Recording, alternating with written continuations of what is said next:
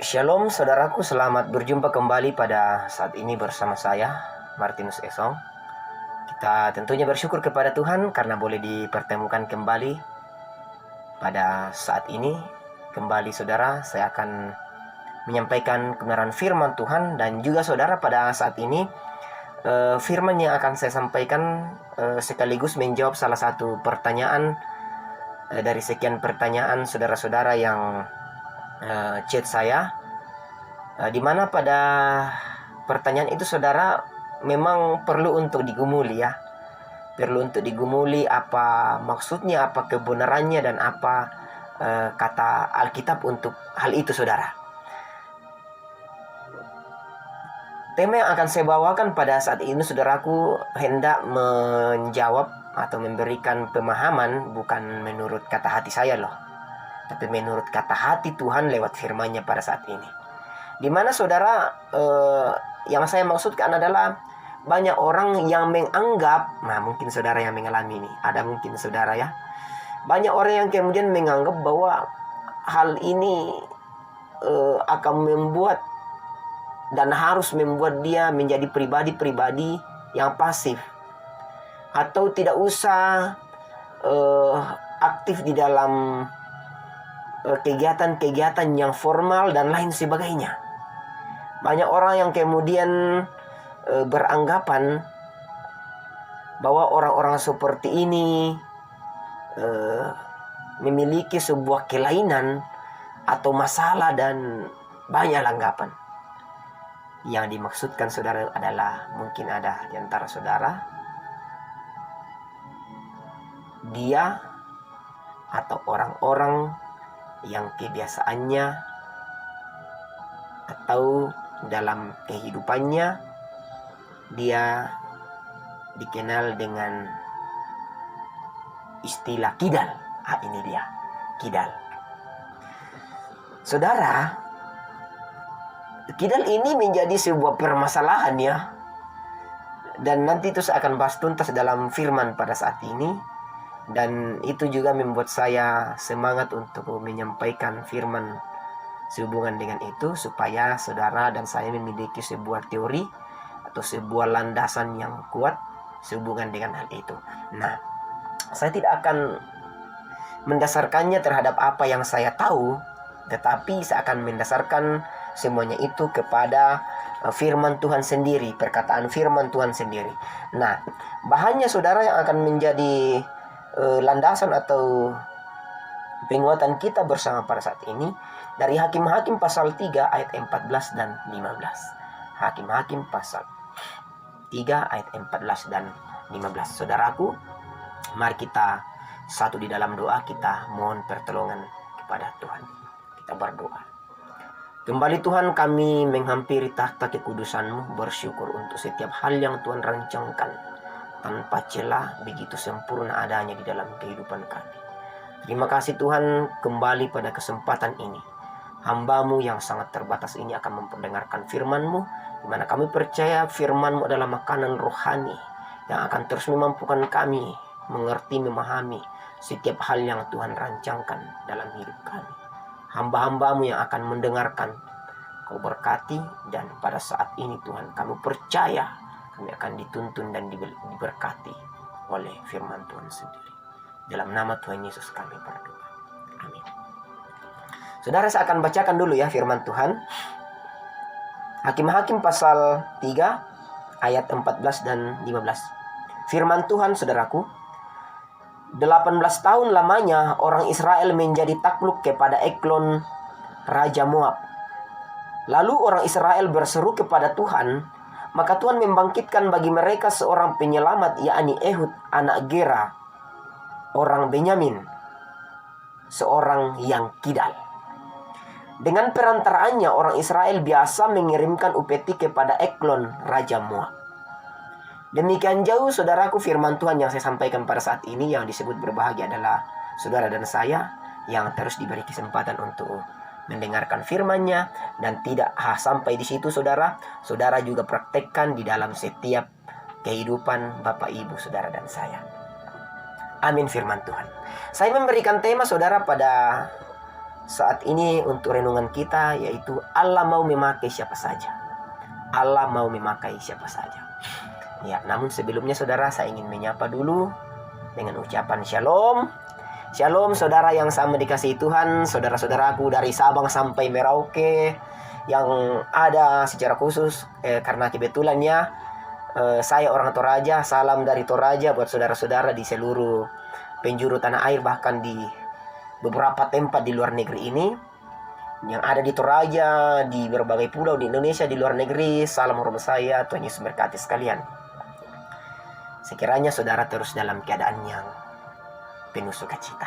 Amin ya, itu harapan kita. Nah, saudaraku yang sama dikasihi Tuhan, ketika saya mempersiapkan materi ini, saya sangat antusias, begitu semangat, bersukacita karena hal ini saya sudah lama gumuli. Entah ini kebetulan atau bukan, tapi menurut saya pribadi luar biasa sekali karena pertanyaan yang ditanyakan oleh beberapa saudara ini kepada saya, sebelumnya saya juga gumuli. Ketika saya masih semester 3 dulu pada saat S1, saya mengumuli hal ini. Nah, sebelum saya sampaikan saudara apa yang saya gumuli itu, mungkin ada di antara saudara yang dalam kehidupan sehari-hari, dalam aktivitas, saudara memang kebiasaannya kidal memberi sesuatu. Bahkan lebih parahnya lagi, menurut anggapan sebagian orang yang dipandang keliru, pada saat makan menggunakan tangan kiri atau kidal. Saudaraku yang sama dikasihi Tuhan, penting untuk kita pahami, benarkah kidal itu adalah suatu keadaan yang kemudian membuat seseorang harus dibatasi gerak, aktivitas, bahkan pelayanannya. Nah, saudara yang sama dikasihi Tuhan, saya pernah meneliti hal ini karena saya melihat secara umum ya, saudara-saudara yang ada di Toraja, halo saudara-saudara orang Toraja, kebiasaan orang Toraja ketika memberikan segala sesuatu itu menjadi pergumulan saya waktu itu, dan saya adakan sebuah penelitian. Saya wawancara kepada beberapa tua-tua adat. Kebiasaannya seperti ini, saudara. Ketika kita memberikan segala sesuatu di Toraja itu, dan pada saat dalam memberikannya itu menggunakan tangan kiri, maka istilah Toraja, dia katakan begini, tabe 5 kiringku, tabe 5 kairingku. Seterjemahkan artinya, maaf, tangan kiri saya. Artinya saudara, bahwa dari sini kita kemudian melihat bahwa oh ternyata ada hal penting yang harus kita tahu dari ungkapan itu. Seperti ini saudara, kalau ada presiden yang duduk, kemudian kita lewat, atau bupati, tidak usah jauh-jauh, bupati atau anggota dewan atau siapa saja ke orang-orang tua, tentunya kita katakan tabe, permisi. Artinya bahwa ketika itu tidak dilakukan, maka itu dipandang sebagai suatu tindakan atau suatu sifat sikap yang tidak baik. Dipandang mental integritas karakternya rusak. Kalau kemudian ada orang yang lebih tua duduk, baru kita lewat tanpa mengucapkan tabe atau permisi. Tabe ini bahasa Makassar juga ya, bahasa Bugis juga, terutama bahasa Toraja juga yang lebih kental di sini ya. Nah, artinya saudara, bahwa ketika kita memberikan segala sesuatu dan kita dengan menggunakan tangan kiri, maka otomatis ketika kita menggunakan kata tabe, berarti konotasinya ada sesuatu yang tidak baik. Ketika kita memberikan sesuatu dengan tangan kiri dan itu tidak diikuti dengan ucapan tabe atau perkataan tabe. Nah, saudara, itu yang kemudian membuat saya tertantang bertanya-tanya, ada apa dengan ini? Kenapa seperti itu? Nah, saudara, sebelum saya masuk perlu saya sampaikan ini karena seperti yang saya katakan, ini suatu kebetulan atau bukan, yang jelas saya bersukacita untuk hal itu. saya kemudian mengadakan suatu penelitian, wawancara kepada salah seorang atau beberapa orang tua di kampung, yang kemudian saya katakan tabe dalam bahasa Toraja, ambe indo matumbari katona yakem apa bengang kide na 5 kirinta dipake nang adiko ya tabe.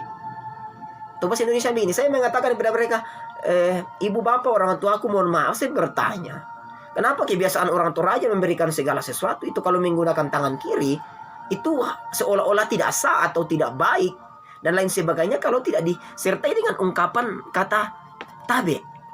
Nah, saudara yang sama dikasih Tuhan, banyak jawaban yang kemudian mengatakan misalnya begini. Ada seorang mengatakan begini, memang karena pada dasarnya tangan kiri itu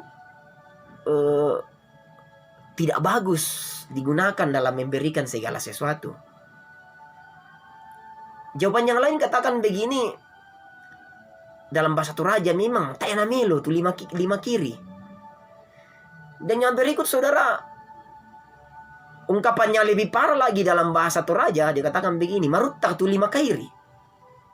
Nah, kemudian saya bertanya lagi, dan pada umumnya jawaban yang saya dapatkan adalah tangan kiri itu memang dipandang sebagai tangan yang tidak bagus atau tidak tepat dalam mengerjakan segala sesuatu. Nah, setelah itu saudara, saya mengadakan lagi suatu pertanyaan, saya memberikan lagi suatu pertanyaan yang sama kepada orang yang lain, narasumber yang lain, dan mereka kemudian memberikan jawaban yang akhirnya membuat saya bisa mengambil sebuah kesimpulan awal bahwa ternyata yang dipahami mereka adalah tabe ya. Pada dasarnya ketika kita selesai tabe ya, BAB, maka yang digunakan pada umumnya untuk membersihkan adalah tangan kiri. Itulah rupanya yang kemudian membuat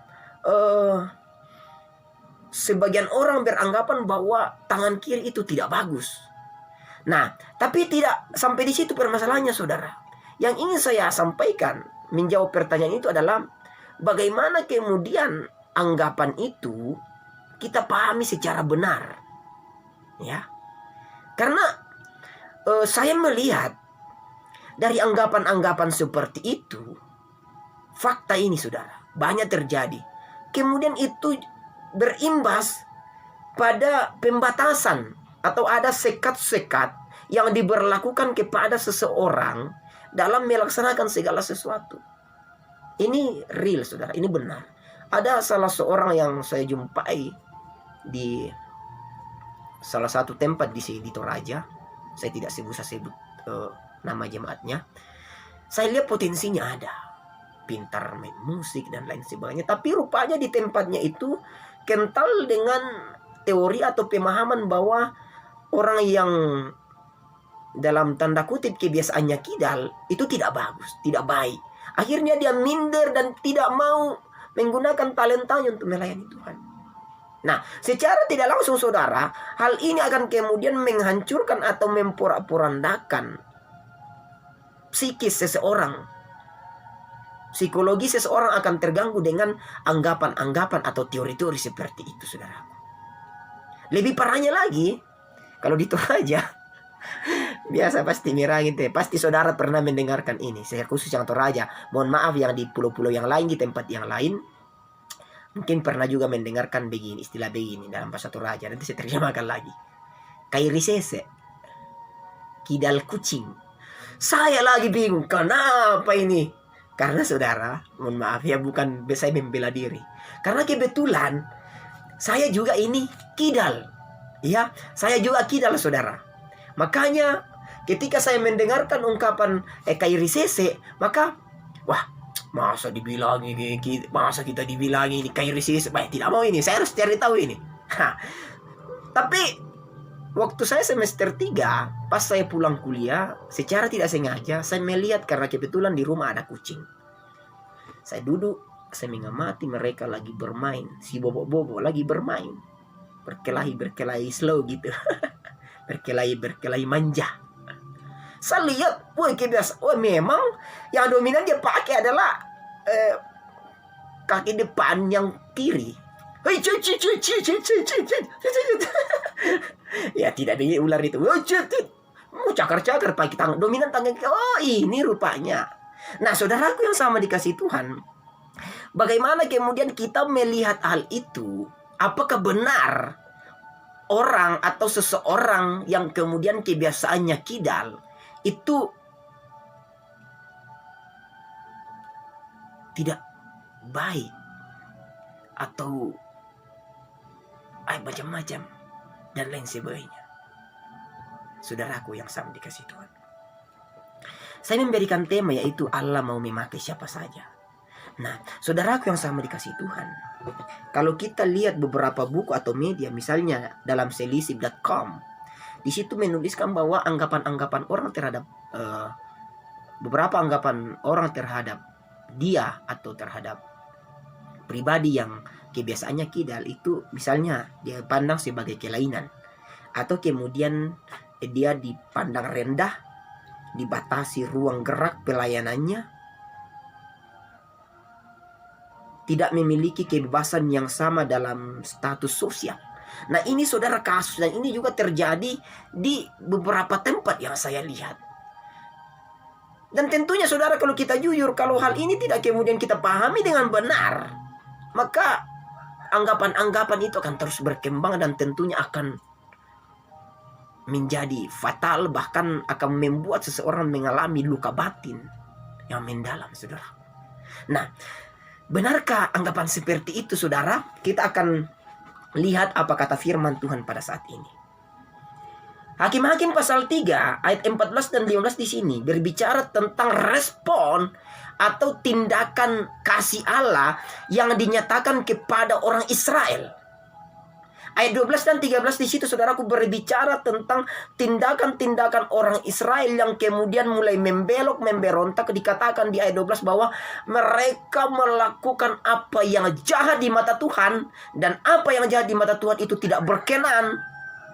Dan poin pertama pada saat ini saudaraku adalah, mari kita belajar untuk melakukan apa yang berkenan bagi Tuhan. Karena mereka kemudian melakukan apa yang jahat, akhirnya mereka harus diberikan ganjaran. Di sini dikatakan saudaraku bahwa Eglon, Raja Moab, ini diberi kesempatan atau diberikan kuasa untuk kemudian menghajar ini orang Israel. Bayangkan saudara, bangsa Israel atau orang Israel pada saat itu berada dalam bingkai melakukan apa yang jahat, dan kemudian dikuasai oleh Raja Moab. 18 tahun saudara baru bertobat. Akhirnya ayat 14 dan 15 saudaraku, Allah menjawab seruan mereka, pertobatan mereka, melalui salah seorang yang dipilih Allah yang namanya Ehud. Saya bacakan dulu ayat 15 saudara, ini penting ya. Lalu orang Israel berseru kepada Tuhan, maka Tuhan membangkitkan bagi mereka seorang penyelamat, yakni Ehud anak Gera, orang Benyamin, seorang yang kidal. Sampai di situ dulu saudara. Kalau mindset pola pikir selama ini bahwa kidal itu tidak baik atau tidak akan dipakai Tuhan, tidak pantas berkarya melayani Tuhan, harusnya firman Tuhan pada saat ini yang kita sama-sama telah dengarkan berhenti sampai di sini. Berarti kan harusnya sampai di anak Benyamin, yakni Ehud anak Gera, orang Benyamin, titik. Tapi kenapa di sini dijelaskan atau dilanjutkan dengan kalimat seorang yang kidal? Nah, dari sini saudaraku kemudian membuat kita berpikir bahwa ternyata ada sesuatu yang spesial.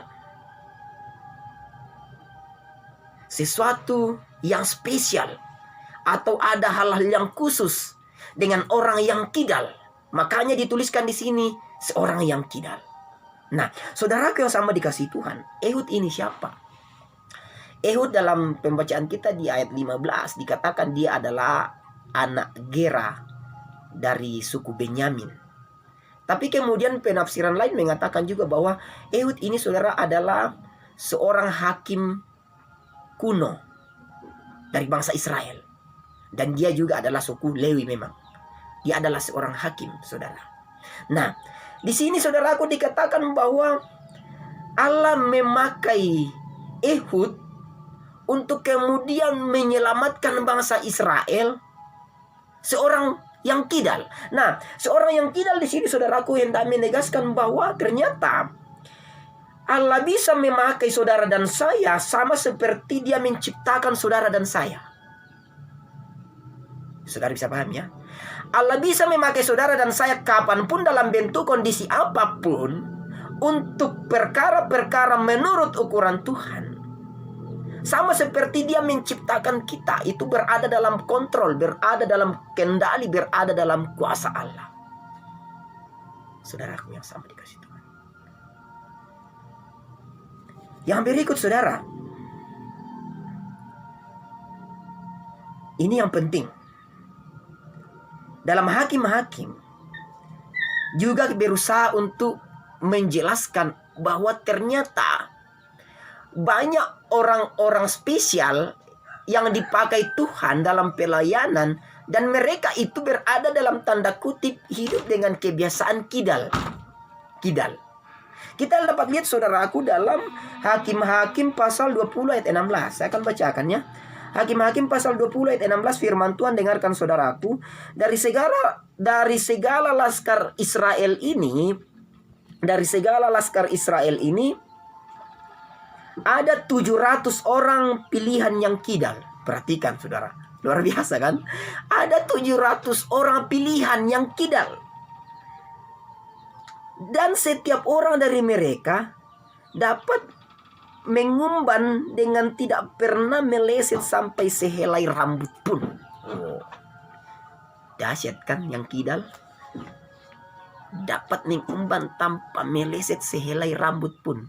Tapi saudaraku yang sama dikasih Tuhan, pada kesempatan ini juga saya mau sampaikan bagi saudara yang kidal, kebetulan saya juga kidal.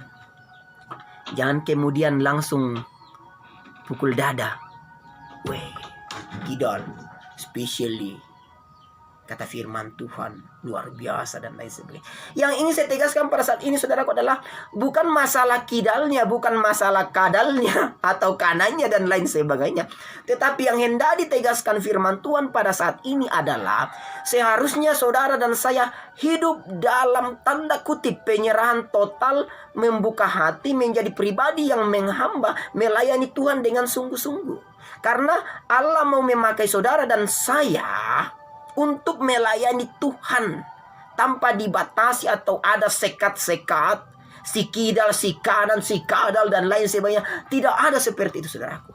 Nah pertanyaannya begini, tapi realitanya begitu. Selama ini yang kidal itu diperlakukan seperti ini. Pada kesempatan inilah saudaraku, bagi saudara yang masih pola pikirnya selama ini sempit, menurut saya seperti itu. Hanya kemudian kebiasaan pada umumnya membersihkan itu dengan tangan kidal, lantas kemudian katakan tangan kidal itu tidak bagus dan lain sebagainya, tidak pantas berkarya dan lain sebagainya. Ini harus dibuang jauh-jauh.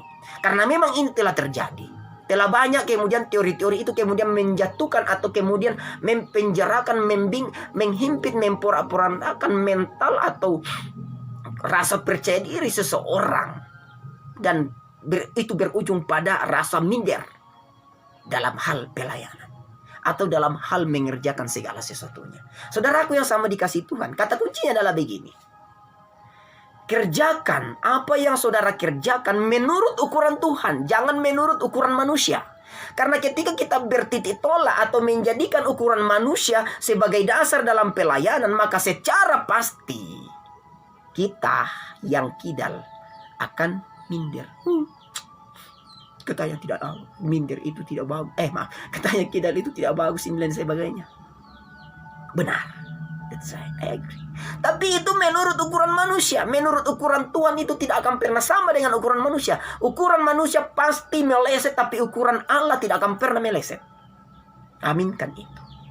Nah dengan demikian saudaraku, ketika firman Tuhan mengatakan pada saat ini dalam penafsirannya di Hakim-Hakim ini mengatakan bahwa Allah mau memakai siapa saja untuk pekerjaannya, maka saudara-saudara pada saat ini yang mendengarkan, ambil komitmen, ambil sebuah kesimpulan bahwa ternyata saya ini mulia adanya. Menurut ukuran Tuhan, bukan menurut ukuran manusia. Yang berikut saudara, saya terlalu bagaimana ya, semangat sekali akan menjawab pertanyaan-pertanyaan seperti itu.